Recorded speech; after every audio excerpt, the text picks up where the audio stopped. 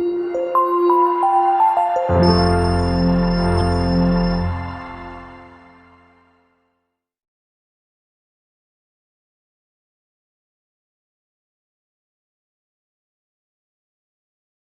teman-teman, kami dari kelompok Xi Jinping ingin mempresentasikan hasil diskusi kami, yaitu tentang negara Cina.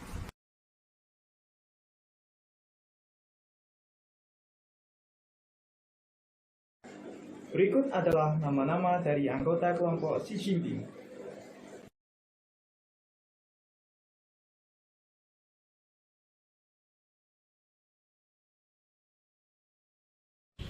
Di kesempatan kali ini, izinkan saya dan teman-teman untuk mempresentasikan 4 subtema topik negara Cina, yaitu latar belakang, sejarah Cina, kemudian sistem pemerintahan yang ada di Cina, dan yang terakhir perbedaan Cina dan Indonesia.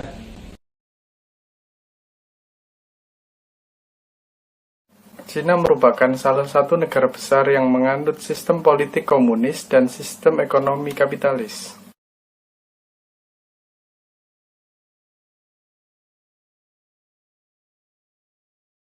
Sekarang kita memasuki latar belakang negara Cina. Negara Cina dipimpin oleh seorang presiden, dan negara Cina memiliki kekuasaan atas 4 cabang, atau disebut juga dengan 4 yuan. 4 yuan tersebut terdiri atas yuan eksekutif, yuan perwakilan, yuan kehakiman, dan yuan pengawas.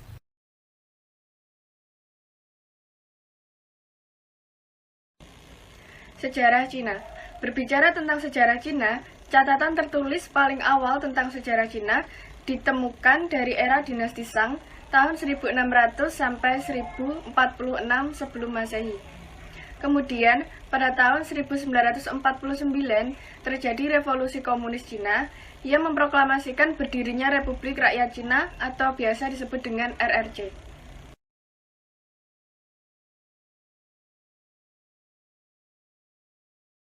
Berikutnya adalah sistem pemerintahan. Sistem pemerintahan Republik Rakyat Cina adalah parlementer dengan partai tunggal sebagai penguasa, yaitu Partai Komunis Cina.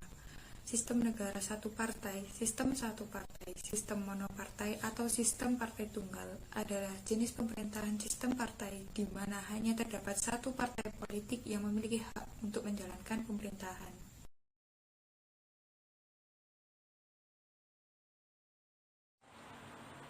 Fungsi dari Partai Komunis Cina antara lain yang pertama mengamandemen konstitusi, yang kedua mengawasi pelaksanaan konstitusi, yang ketiga menetapkan dan mengamandemen hukum dasar pemerintahan, kriminalitas, perdata, dan lembaga administrasi negara, yang keempat menyetujui pemilihan pemimpin RRC melalui Kongres, yang kelima menyediakan pengawasan Komite Tetap KRN, Dewan Keamanan, Mahkamah Agung, dan Kejaksaan Agung Rakyat.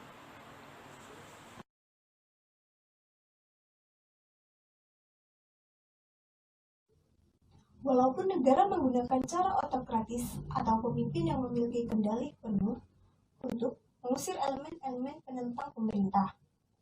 Pada masa yang sama, pemerintah juga mencoba mengurangi penentangnya dengan memajukan ekonomi, membenarkan adanya tunjuk perasaan pribadi, dan melayani para penentang yang dianggap tidak berbahaya terhadap pemerintah secara lebih adil.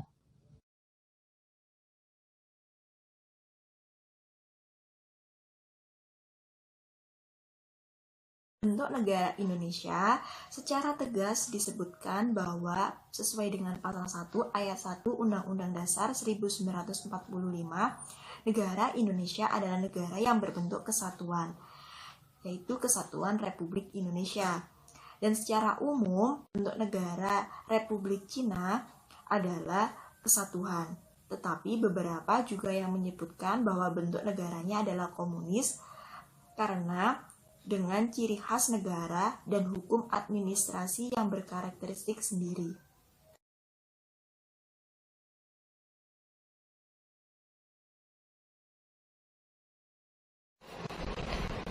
Secara ideologi, negara Indonesia dengan negara Cina memiliki perbedaan, yaitu negara Indonesia sejak awal berdiri menganut ideologi Pancasila yang memiliki 5 sila sebagai ideologi bangsa dan filosofi bangsa Indonesia dalam berkehidupan dan bernegara, yang memiliki nilai kekeluargaan, serta demokrasi.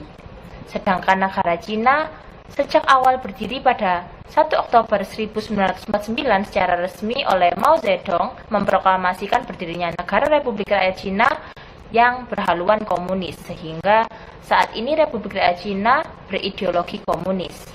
Ideologi komunis memiliki nilai-nilai yaitu adanya gagasan monisme atau semua sama, serta negara dan kekerasan dianggap sebagai alat yang sah dalam mencapai tujuan.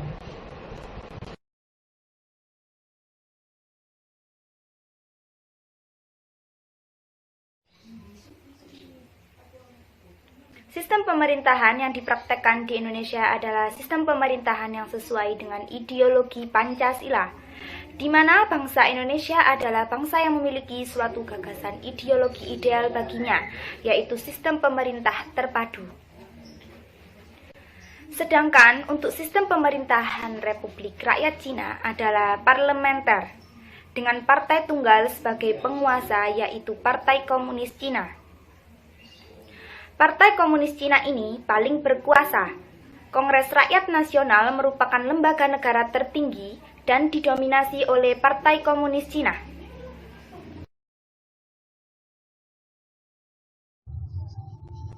Perbedaan Cina dan Indonesia terletak pada kekuasaan tertinggi negaranya. Jika Indonesia, kekuasaan tertinggi berada di tangan Majelis Permusyawaratan Rakyat atau MPR. Namun, jika di Cina, kekuasaan tertinggi adalah Kongres Rakyat Nasional yang biasanya didominasi oleh Partai Komunis Cina.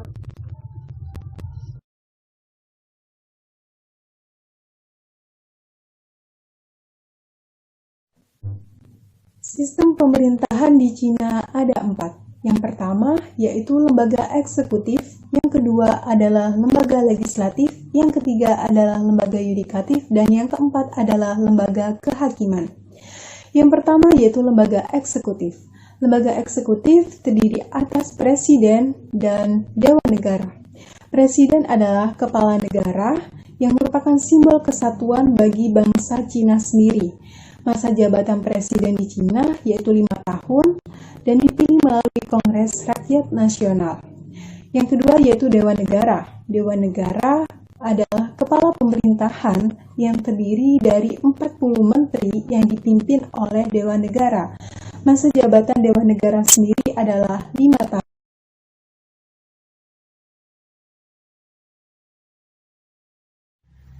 Selanjutnya, saya akan membahas terkait perbedaan lembaga legislatif Indonesia dengan lembaga legislatif Cina.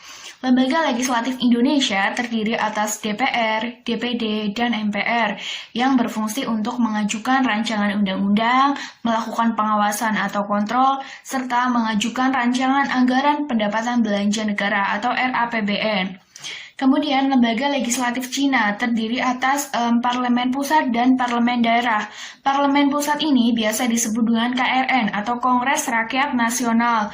Kongres Rakyat Nasional ini berfungsi untuk membuat undang-undang, kemudian mengawasi operasi pemerintah, serta memilih pejabat mayoritas negara. Kongres Rakyat Nasional ini merupakan lembaga legislatif dengan jumlah anggota terbesar di dunia, yaitu dengan jumlah 2.980 anggota.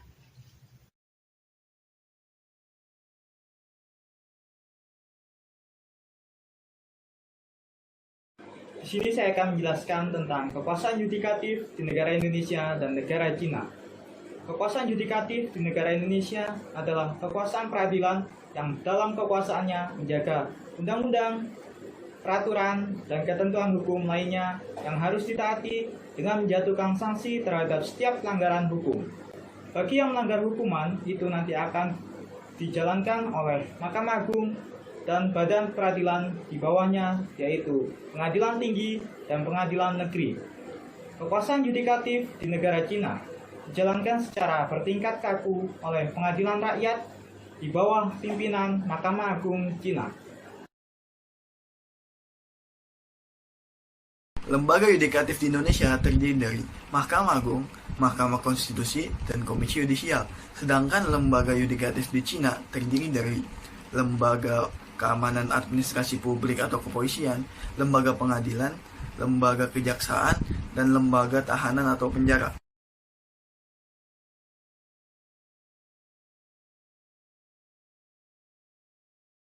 Ya, selanjutnya saya akan menunjukkan perbedaan sistem perekonomian di Indonesia dengan sistem perekonomian yang ada di Cina. Indonesia menganut sistem perekonomian Pancasila yang memiliki prinsip gotong royong dan memiliki karakteristik mengedepankan gotong royong untuk kemakmuran rakyat, juga berkelanjutan dan memiliki wawasan lingkungan. Sedangkan Cina saat ini menganut ekonomi pasar sosialis yang berdasar pada dominasi sektor milik negara.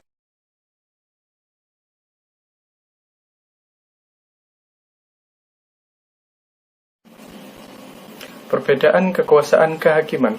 Di Indonesia terdapat dua mahkamah tertinggi, yaitu Mahkamah Agung dan Mahkamah Konstitusi. Sedangkan di Cina terdiri atas Supreme People Court, Local People Court, dan Special People Court. Sekian presentasi dari kelompok kami, kurang lebihnya mohon maaf. Kami dari kelompok Xi Jinping izin pamit undur diri. Terima kasih.